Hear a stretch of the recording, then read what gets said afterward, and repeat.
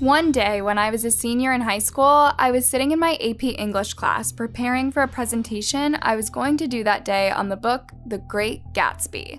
The presentation was going to be a big portion of my grade, so I was pretty nervous. I had already been accepted into my dream college, but they could always take back my acceptance if my grades faltered. I had to stay strong and ensure my GPA stayed high. I was going over my notes when I heard a loud clap of thunder. I glanced outside and noticed that the sky looked especially dark.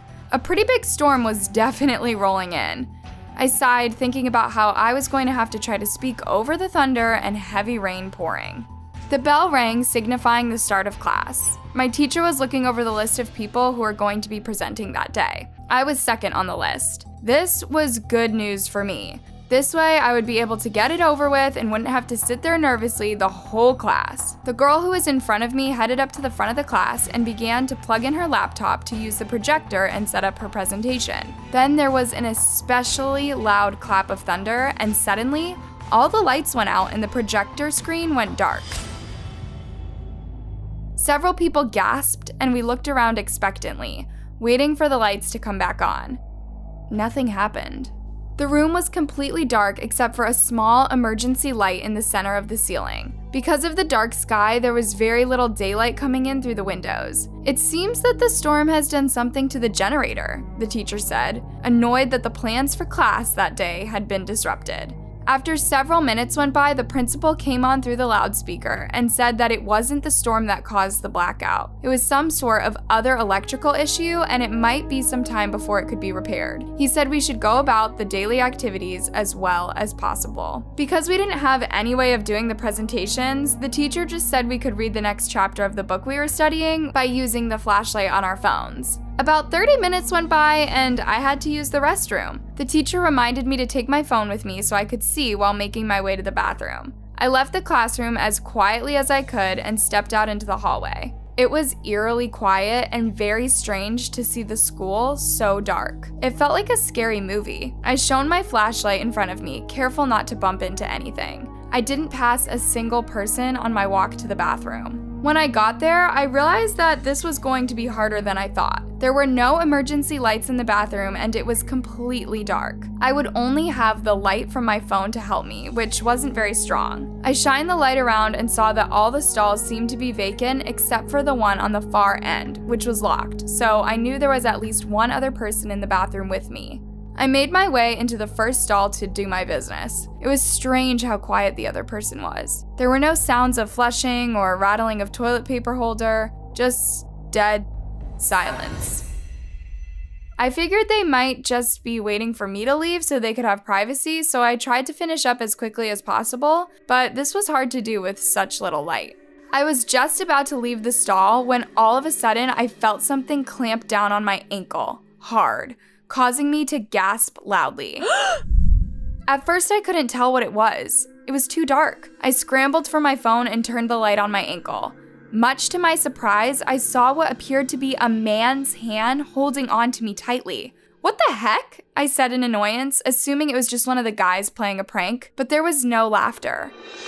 I told them to let me go, but they didn't. I yanked my leg back, trying to free myself, but I lost my balance and fell down hard on the ground, dropping my phone in the process. I snatched it up, stood up, and threw open the stall door, holding my phone in front of me. Standing there right in front of me was a grown man. I could barely make out his features, but I noticed that he had a knife in his hand. Before I could even process what was happening, he lunged at me. I dropped my phone on the floor and the room became completely black. The man put his hand over my mouth to keep me from screaming. I tried to fight back, but I couldn't see where he was. I just continued to strike wherever I could make contact with. I had no idea who this man was or where he had come from. I just knew I needed to get out of this situation immediately. I felt a sharp pain in my left shoulder and I knew he had slashed me with the knife. The adrenaline was flowing so hard that I didn't even feel the pain in its full intensity right away. I prayed someone would walk into the bathroom at that very moment and help me. I wanted desperately to scream for help. I was kicking and punching, hitting anything I could. Suddenly, pain ripped through my ribs and I knew that he had stabbed me again. This injury was worse. it was deeper. The thought crossed my mind that I might actually die here. Suddenly, the lights turned back on. The first thing I remember seeing is my blood. It was all over my clothes. It was even on the man's clothes. It made me feel sick to my stomach. But now I had an advantage. I could actually see where I was hitting. I did what my mom had always taught me to do if I was getting attacked by a man, and I kicked him as hard as I could right in the crotch. That was enough for him to release me and fall to the floor, dropping the knife in the process. It clattered to the floor. I crouched and snatched it up. The man didn't even notice at first. He was too busy writhing in pain. My thoughts were getting clouded at this point, and I knew I had lost a lot of blood. I sat on the floor, unable to stand any longer. The man looked over at me and realized that I had the knife. He lunged at me, but he was too slow now. I took the knife and stabbed him right in the chest with the little strength that I had left. He tumbled off of me. I screamed for help as loud as I could before eventually becoming unconscious. I woke up in a hospital bed. There was a lot of beeping and I was hooked up to a monitor. When I remembered the attack in the bathroom, I jumped up startled. My parents were on either side of me and they assured me that I was safe and that I was going to be okay. I looked down at my body and saw that I had several bandages on. My mom told me that I had lost a lot of blood, but luckily I had gotten to the hospital just in time. I asked her what had happened at school after I fell unconscious.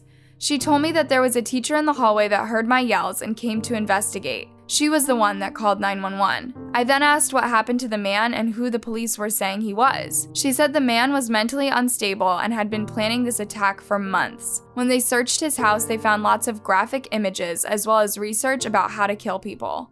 He had purposefully messed with the generator, causing the power to go out, because he believed it would be easier for him to get away without being seen. I then asked the question I was most worried about, whether or not I had killed him. My parents told me no. The man had survived and he was being treated at a different hospital. I don't know why, but part of me was relieved to hear that. After a week in the hospital, I was allowed to go home and return to my life. The man was later put in prison where I hope he will stay for the rest of his life. One fall afternoon when I was in college, my best friend Maria and I were sitting at a picnic table on campus having lunch with two of our other guy friends, Pete and Damien.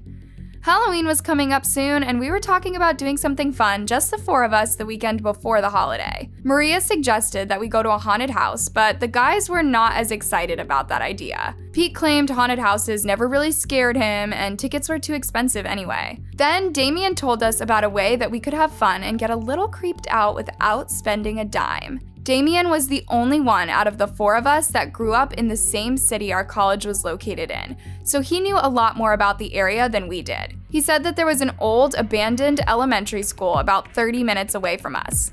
The school had been closed for years after a tragedy occurred in one of the kindergarten rooms. It was a fire caused by an electrical problem. It got out of control and several of the kindergartners died in it. After this happened, no one wanted to send their kids there anymore, and the school eventually closed. Damien said that when he was a teenager, he and his friends would sneak into the school at night, even though there are no entry signs posted all over the place. He said that the place was legitimately creepy and swore that on several occasions he heard what sounded like screams of children. All three of us stared at him in horror for a few minutes after he finished telling the story. Pete eventually broke the silence by saying, "Nah man, there's no way. You've got to be making that up." But Damien held true to his story, swearing it was true.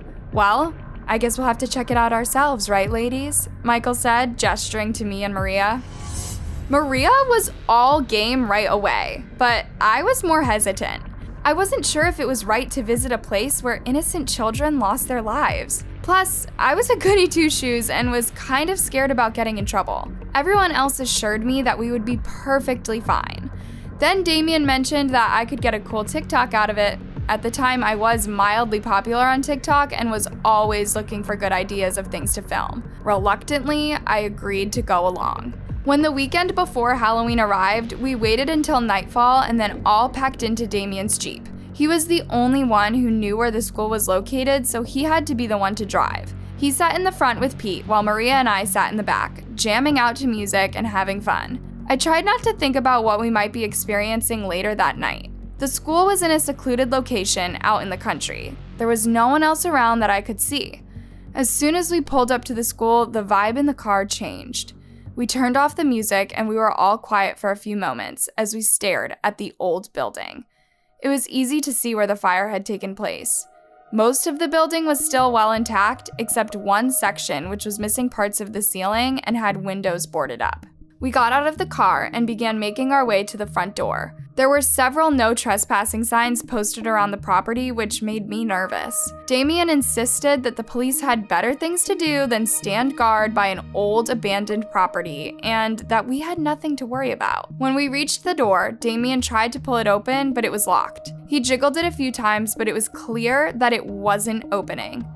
I was secretly relieved. Maybe we wouldn't have to go inside after all. Damien asked Maria for the bobby pin she had in her hair. He stuck the bobby pin in the lock, moved it around, and it clicked. The door swung open. "Works every time," Damien said, and he mentioned how in the old days, locks were made a lot less sturdy. We all peered into the dark, terrifying-looking building. Pete and Damien each carried large, powerful flashlights, like the kind you would take camping. They shone the lights inside, revealing a corridor and a front office. Slowly, we began making our way inside. I could see a desk where the secretary probably sat and several different offices. We then walked by several classrooms. It was strange how everything seemed to be frozen in time and little had been removed from the building. There were desks carefully arranged in the classrooms, artwork hung on the walls, and rows of books on shelves. I wondered why everything had been left behind.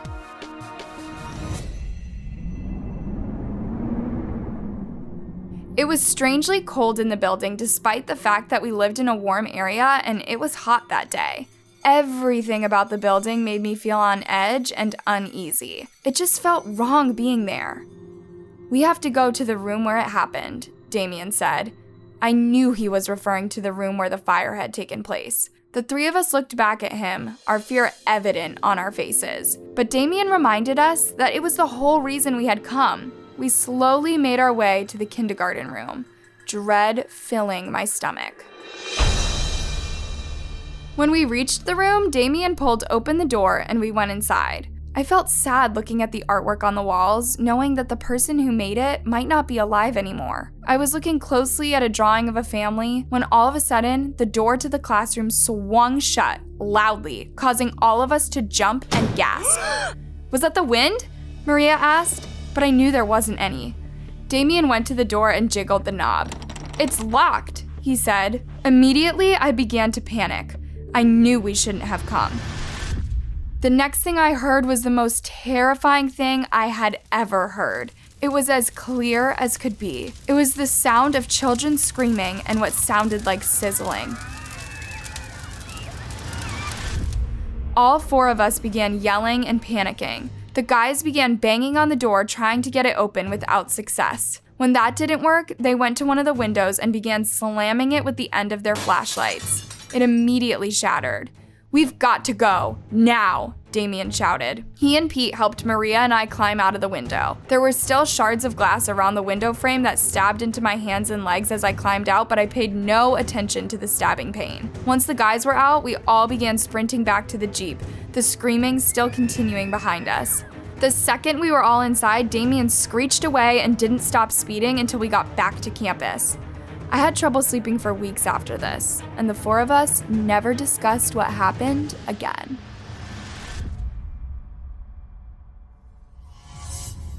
When I was in high school, my parents were super strict and didn't allow me to go out much, even just to hang out with my friends. I went to a private school that was very expensive, so my parents expected me to make school my #1 priority. Anything less than an A- was considered unacceptable. I worked hard in school and did manage to get good grades, but I felt like I was missing out on the fun aspect of high school.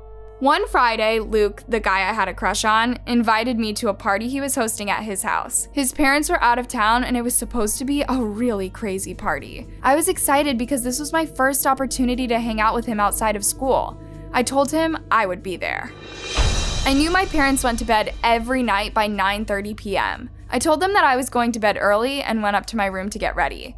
At around 10 p.m., I was confident that my parents were fast asleep. I opened my bedroom window and shimmied my way out onto the large tree alongside the house. Carefully, I climbed down to the ground. Luckily, Luke's house was within walking distance from mine. I set off into the night and arrived at Luke's house without any problem. There were crowds of people walking in, and I knew the party was going to be just as exciting as Luke had made it out to be. I met up with Luke and he handed me a beer. I had never drank before, but I wanted to impress him, so I cracked it open and took a sip. I didn't love the taste of it, but kept drinking it and before long began feeling its effects. My head started to feel really foggy and I knew I needed to go home. I went to find Luke to tell him I was leaving and suddenly all the lights went out. A hush went through the crowd. A few kids looked out the window and noticed that the lights were off all throughout the neighborhood. "It's a blackout," someone shouted. I knew I wasn't going to be able to find Luke in the dark house, and the best thing I could do was just to go home now. I stepped outside into the darkness. The only light that could be seen was the light that came from the moon. I had the flashlight from my phone, but the battery was quickly dying. Even though it was a short walk back, things looked different in the dark, and my head was muddled from the alcohol. I stumbled hard on the sidewalk and scraped my knee. It felt like I had been walking forever and wasn't making any progress. I stumbled a second time, and all of a sudden, I heard a voice coming from behind me. "You okay there, darling?" I turned around, and it was an older man with tattered clothes. I told him I was fine, and I was just walking home. He offered me a ride, which I denied. He was persistent and said that if I didn't accept a ride from him, something terrible could happen to me. Even in my drunken state, I still knew better than to accept a ride from a stranger in the middle of the night. I turned around to go, and the man grabbed me roughly by the arm. "You're coming with me," and began pulling me towards his nearby vehicle. What the man didn't know was that I took karate class as a kid, and I hadn't forgotten what I had learned. I gave him one swift kick to the stomach and he fell to the ground, releasing me in the process. I began running away as fast as I could. With the adrenaline now pumping through my veins, I felt as sober as ever. I could still hear the old man cursing and yelling behind me as I crossed to the next street over. Finally, I could see my house in the distance. I sprinted the rest of the way there and then climbed the tree as quickly as I could. It was much more difficult this time since I could barely see and I nearly slipped off several times. I pulled myself into my dark bedroom and shut the door behind me. I slipped into my bed, my heart pounding in my chest as I processed the fact that I had been nearly kidnapped. I never snuck out again after that. Sleep tight.